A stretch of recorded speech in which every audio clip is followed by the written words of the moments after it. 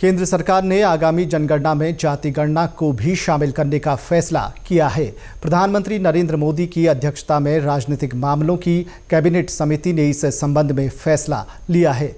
इस संबंध में मीडिया को जानकारी देते हुए सूचना एवं प्रसारण मंत्री अश्विनी वैष्णव ने कहा कि आगामी जनगणना में जाति गणना को शामिल किया जाएगा। उन्होंने कहा कि जनगणना संघ का विषय है। उन्होंने ये भी कहा कि कुछ राज्यों ने जाति सर्वेक्षण अच्छे तरीके से किया है, जबकि कुछ ने राजनीतिक कारणों से ऐसा किया है।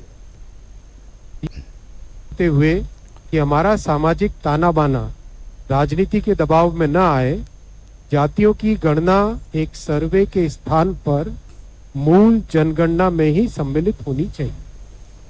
इससे यह सुनिश्चित होगा कि समाज आर्थिक और सामाजिक दृष्टि से मजबूत होगा और देश की प्रगति भी निर्बाध चलती रहेगी।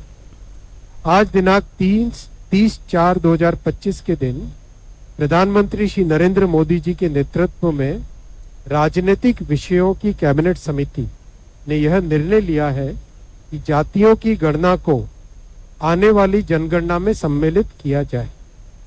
यह इस बात को दर्शाता है कि वर्तमान सरकार देश और समाज के सर्वांगीण हितों और मूल्यों के लिए प्रतिबद्ध है।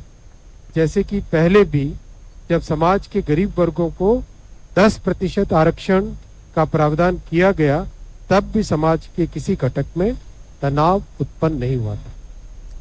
इसके अलावा केंद्र सरकार ने 22,864 करोड़ रुपए की लागत से शिलांग से सिलचर तक नए राजमार्ग को भी मंजूरी दी है। मीडिया को जानकारी देते हुए केंद्रीय मंत्री अश्विनी वैष्णव ने कहा कि ये परियोजना पूर्वोत्तर क्षेत्र के विकास में महत्वपूर्ण साबित होगी।